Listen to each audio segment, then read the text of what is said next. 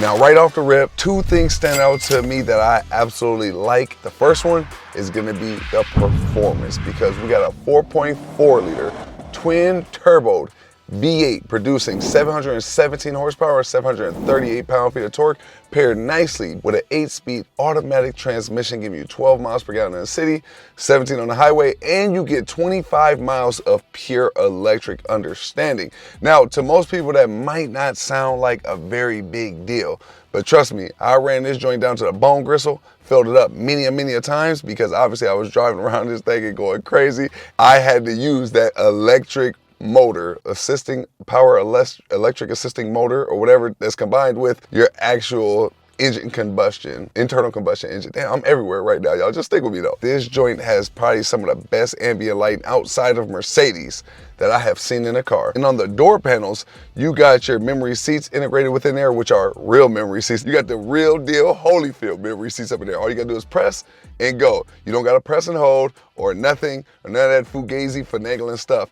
This joint is press and go, and the seat will do the rest. But the ambient lighting also stretches across the dash, and like I said, you have buttons integrated in the ambient lighting, like your headlight controls, your gas cap, even how you open and close the vents in this car, from 0 to 1, and how you press in every little in-between button, even your hazards. Listen, BMW made hitting your hazards a fun thing in this car, because all you gotta do is tap it and then it blinks red. It makes you damn near want to just show people, hey, look what my hazards can do every time I flip that joint up, boom, and then the joint all flick red like that.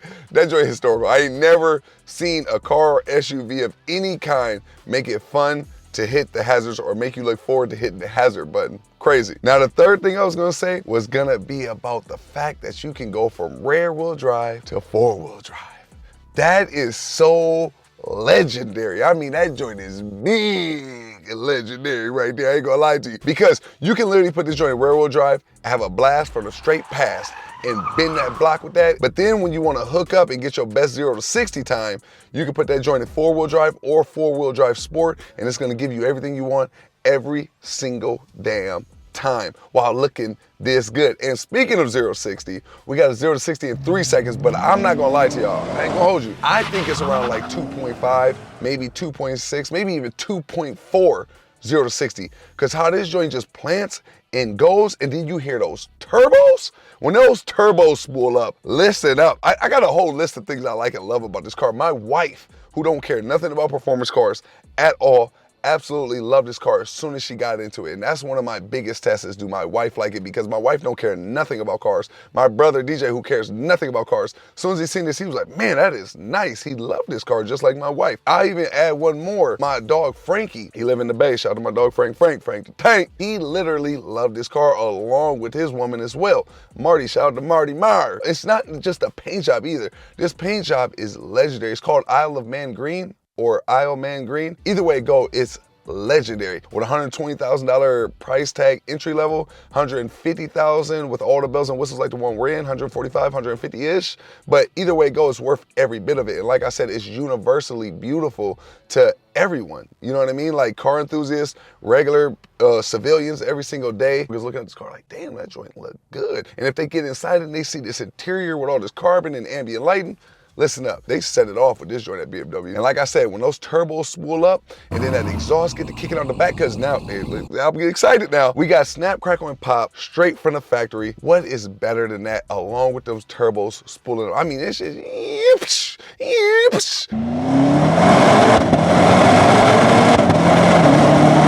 it's like straight, I don't even know if I did a good interpretation of that, but it's pure Fast and the Furious Tokyo Drift understanding. And you cannot not love it, because like I said, on the inside, you got everything else to go with it. You got Alcantara, carbon, ambient light, and leather, and you wanna make sure you keep them leather seats looking real good by getting you Barrett's Automotive Pristine Leather Conditioner, baby. Click that link below in the description and rock with Barrett's Automotive products. That's our car wash products. Just as top tier as this car is, our products are just as top tier. Otherwise, I wouldn't be using on all these top tier whips, man. Now let's talk about some of the practical amenities that this whip offers, like this armrest. You can press a button to open individually or collectively, and it has a decent amount of space in there with a charger. Now, I really rock with that a lot, and I have to talk about what it's like living with it, because like I said, my wife and I, we've been whipping this joint nonstop since we've got it a week ago from BMW personally. It's a beautiful thing whenever my wife is driving and she's got her elbow on the armrest and I can press that button to open it, and I ain't got to disturb her and say, oh, excuse me, baby, let me get that up out of there. Because I utilize the armrest a lot, because every time, just a little inside understanding, because context matters. I hate when I get in a car and my stuff falls out of my pockets and falls into the side of those seats. I absolutely hate that. And if I'm having a bad day or I'm in a rush,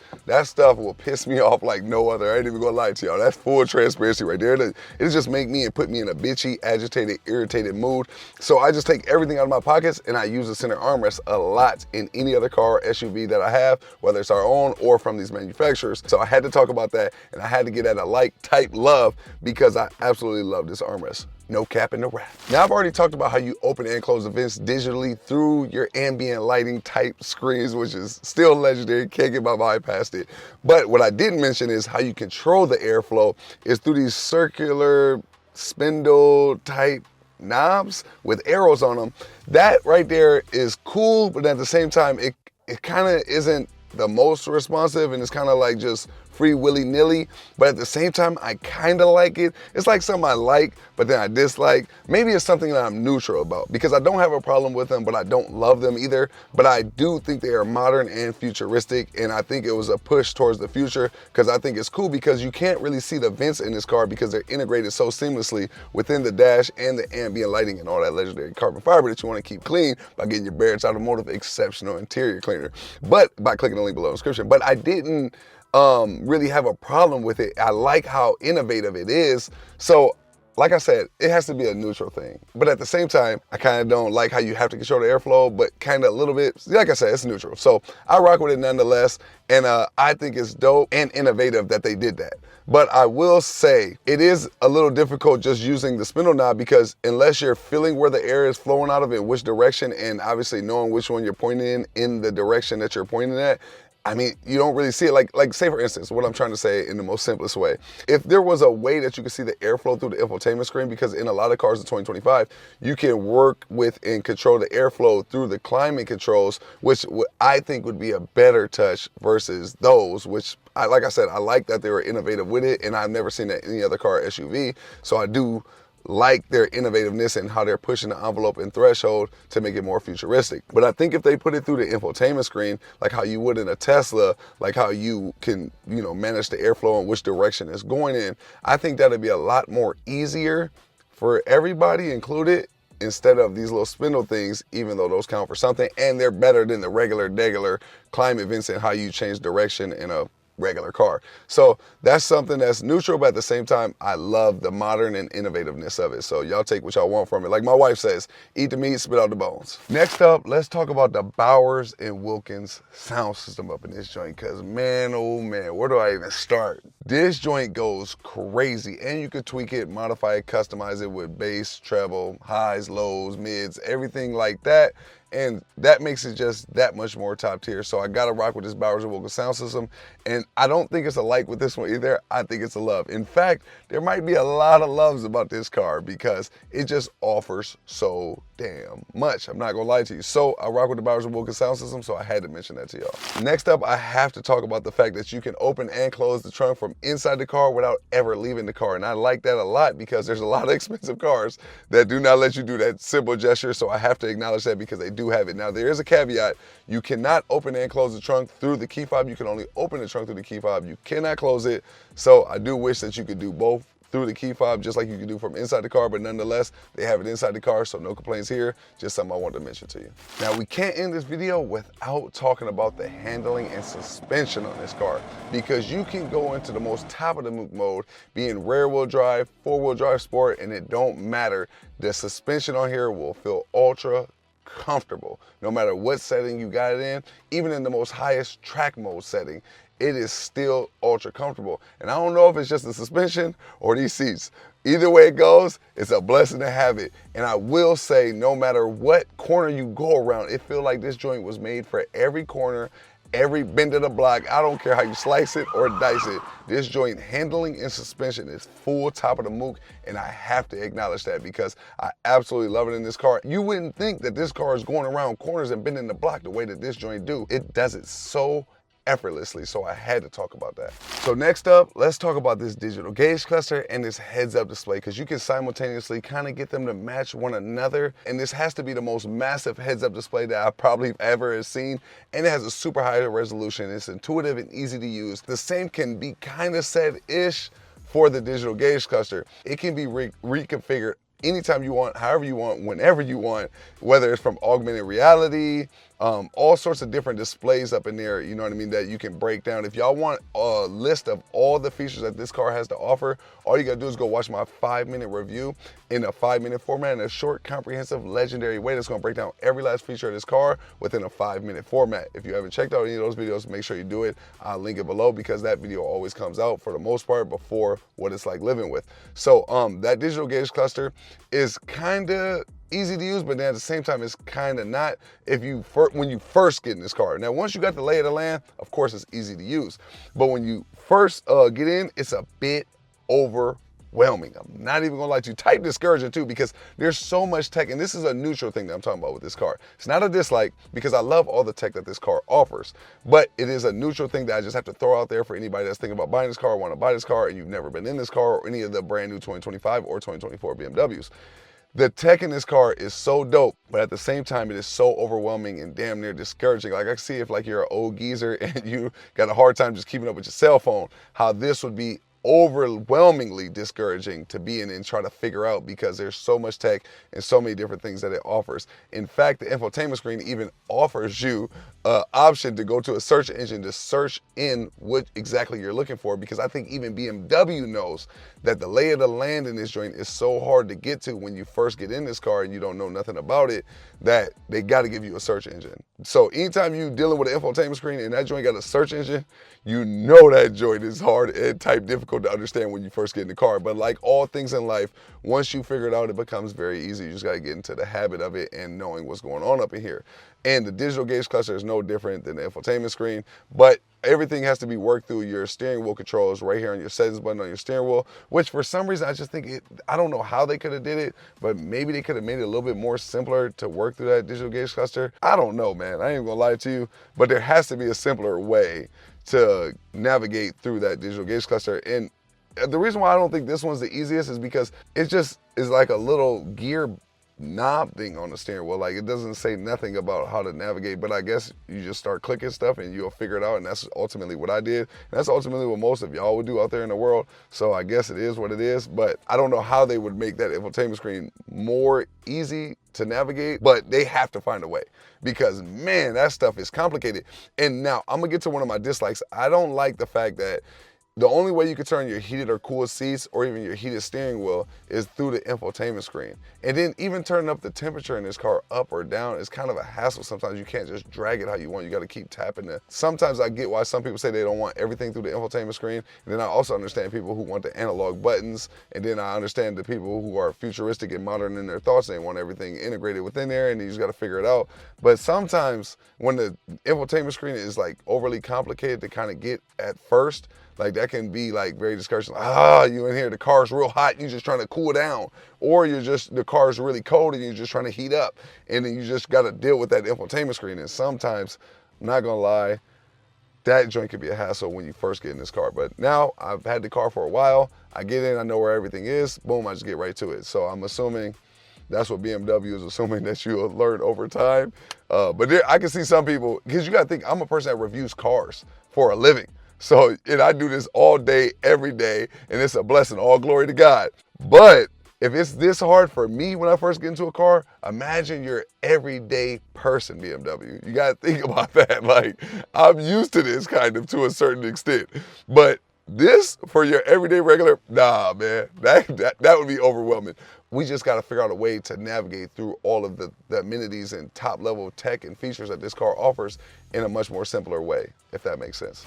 Now, my next dislike is gonna have to be the fact that anytime you want to utilize your cup holders or your 2 phone slot, because one's a wireless phone charger and the other one's a passenger just phone slot to lay your phone, which I do wish both of those were wireless car charging slots for both the driver and front seat passenger. That would have been legendary, unless I'm not utilizing them right. One is on the left side for the driver is a wireless phone charger, whereas the one on the right is just an empty phone slot to put space for your passenger's phone. I would have just loved it if that would have both been wireless phone chargers, not just for the driver.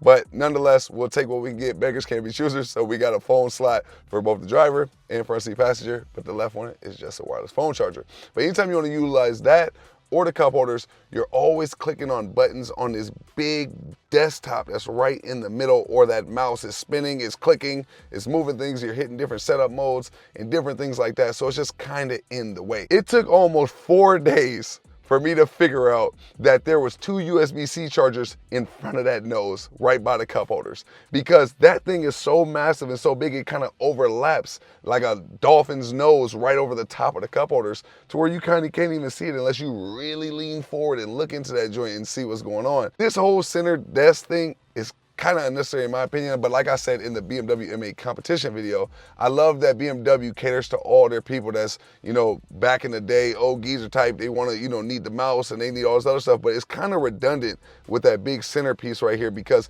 everything that you can do right there, you can do through the infotainment screen, and the infotainment screen is already kind of a bit overwhelming and complicated at times to navigate. So, I mean, once you kind of figure that out, there's no reason for none of this stuff right here, because you can do all that stuff right through the infotainment screen. So it's like, it's kind of redundant to me, but nonetheless, I like the fact that they had a BMW, so I gotta like the fact that they are still catering to their, you know, old people back in the day type that want the mouse and all the center stuff. But it's just in the way. I ain't gonna lie, it'd be in the way, and I'll be clicking stuff when I'm grabbing the phone out the wireless phone charger or out the cup holders and different things like that. Or if I'm just messing with stuff in the middle anywhere, I can hit that, and it kind of just messes me up all the time. So I have to talk about that as a dislike, I'm not gonna lie, my bad. So let's mix up another like and dislike at the same time. And the like is, I like how abundant this trunk space is. My dislike is gonna have to be the fact that once you open the trunk and you lay down and pull the tab by laying down the back seats, you have a cutout on the side of the trunk that limits how much stuff you can actually put in there,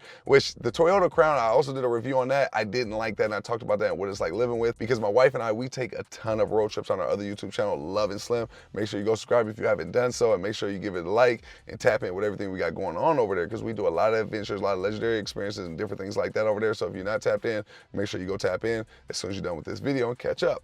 But with the road trips that we take, we always utilize the trunk space to the back seat, and we always lay down, and you know, over long durations of road trips, because I've driven this car to the Bay and back, and I've done that many of times in BMWs, right? But in this one in particular, it's comfortable sitting in the seats, whether it's the back seats, front seats, for a long duration. But in the back, like if you want to go like cross country and you want to lay down those back seats, and like, because I got my big 7-foot almost ass up in that trunk, so I hope y'all give this video a like and subscribe just off the strength that I got my big ass up in that trunk, and just to give y'all this demonstration and B-roll overlay and all that good stuff, man. I got back there, and I would say it's not good for a cross-country one if I want to lay down in a fetal position, because I'm laying at a slant when I go from the trunk to the back seat. It's literally uncomfortable, and it would make my back hurt a lot. And even just outside the road trips, for the people that don't take road trips and none of that applies to them, even if you got like box or storage or different things like that, most people don't have the money to have multiple cars. So if you're buying this car,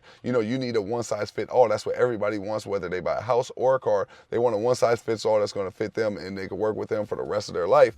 Well, if you got storage back there and you're trying to scoot it from the trunk to the back seat, it doesn't work that well because of that. There's like a wall right there, and then at the same time, it's a slant. Once those back seats are laid down, it's a slant. It's at an angle, which makes it kind of hard to adjust and put things up and slide it through that little opening, on top of, in addition to those little cutouts on the side that's limiting your space as well. So I just got to give that a dislike to me, in my opinion, because whether you're road tripping or whether you're just using it for everyday practicality and understanding, you might need to store some stuff from the trunk to the back seat.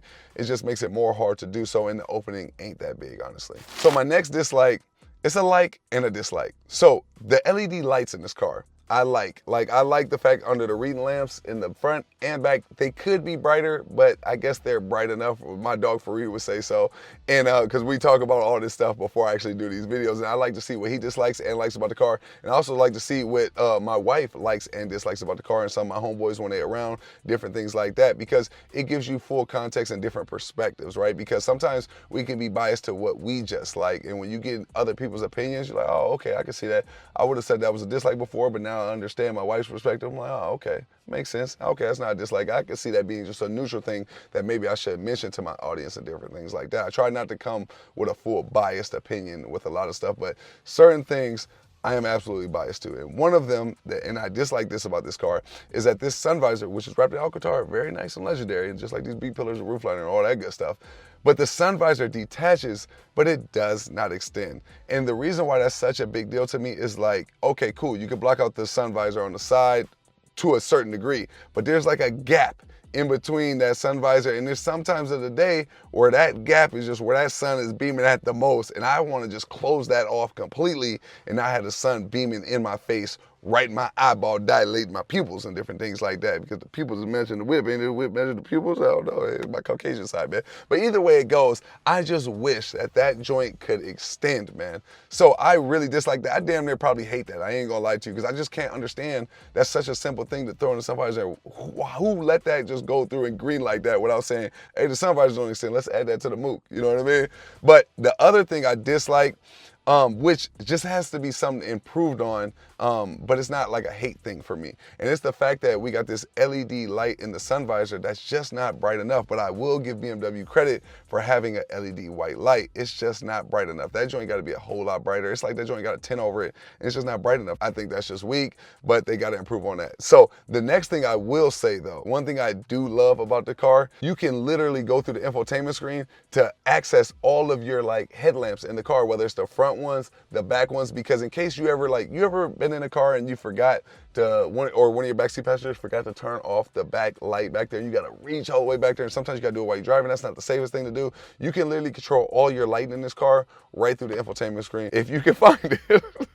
Or you can just put it through the browse history or the search engine on that joint and just get to it. And then next thing you know, you can turn off all the lights or turn them all on, or just control them all at the same time, which I thought was super dope. So I had to give that a like, but then I also mentioned all my dislikes. Come on, man. Y'all know me. But speaking of the next thing that I really, really, really wish was in this car, but it's a neutral thing, because I love these seats, right? And I love that illuminating M5. BMW kills it with that. Like they had it on the M8 the same way, that illuminating M5 on the seats, which is legendary. And I always love how bucket seats these joints are, and like they're comfortable. They're also bolstered up real good, and the seat design with these interiors.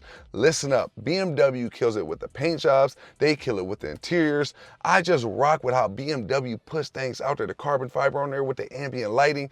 BMW, keep up the good work. Salute to you, man. But I will say I wish these seats, because the BMW M8 competition had massaging seats, whereas these ones don't. And I can't understand why they don't, because they're not carbon fiber bucket shell seats or nothing, and they don't got the massaging seats. That's one thing as I've been driving around, and my wife said that right through the door. She said, I wish these seats were massaging. And I was like, damn, we didn't even communicate on that, and we both agreed on that, because I had just said that like an hour or two before she said it to myself and didn't mention it to my wife. But as soon as she got in, we was driving in for long distances, she was like, I wish this joint had massaging seats. Where's the massaging seats? And I'm like, all right, this one don't got it. It's crazy that you say that, because I feel the same way. We ended up having a whole conversation about massaging seats in the car, and definitely in BMW, because BMW spoils you with the massaging seats and with all the amenities and text and different things like that. So it's like, that's something that I have to mention as a neutral thing. I love these seats. They look amazing, but if you want to make them look better, get your Barrett's Automotive pristine leather conditioner and slap it on them things. I promise you it's going to bring them joints to life. Click the link below in the description and get yours. But I just wish they were massaging seats. That's all.